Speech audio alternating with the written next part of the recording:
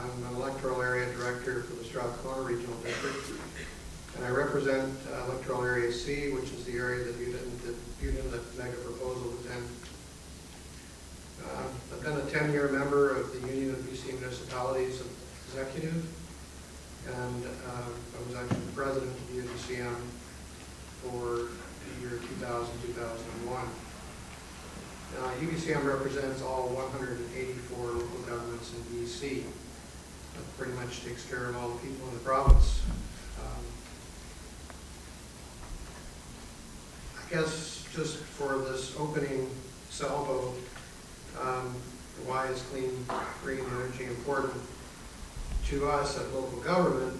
Well, it's a smart thing to do with qualifications. Certainly, climate change is upon us, it's upon our children, it's upon our children's children. We need to reduce immediately the use of fossil fuels worldwide. It's a no-brainer. But we as local government want to see the province and industry, we want them to show local governments and communities, these communities that I represent and other people like me represent, quantifiable data regarding how the development of each IPP will reduce the use of fossil fuels and not just provide more power, and more development, and more demand. We want you to show us the numbers, and we want you to do that before destroying the majesty of the places that we live in. Thank you.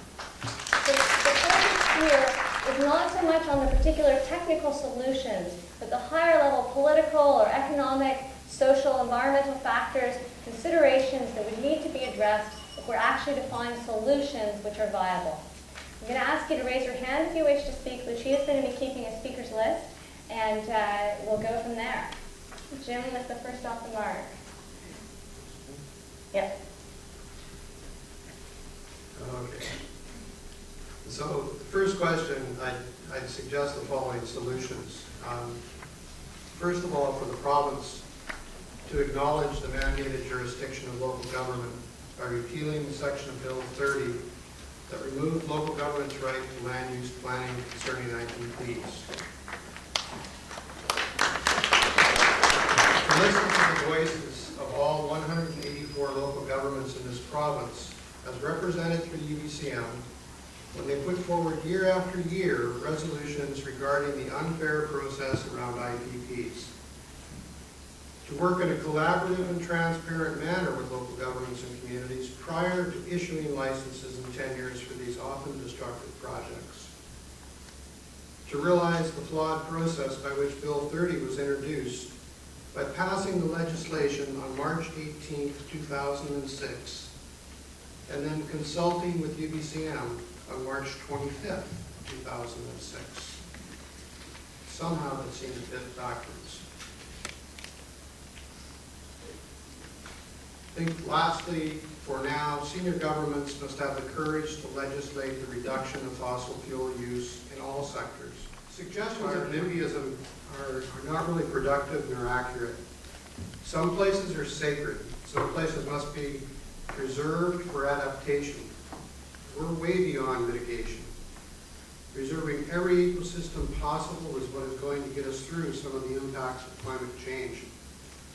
This is not NIMBYism, it's good planning.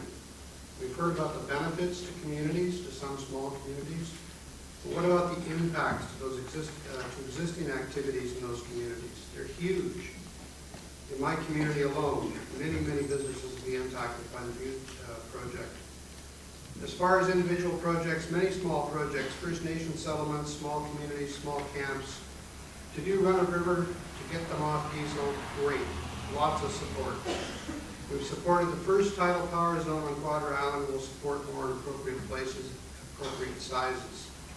But the mega projects are about export. And as has been said, we've not had that conversation yet. Yet we are reviewing projects that are all about export, with no guarantee that fossil fuel use will be reduced and that existing ecosystems will not be destroyed.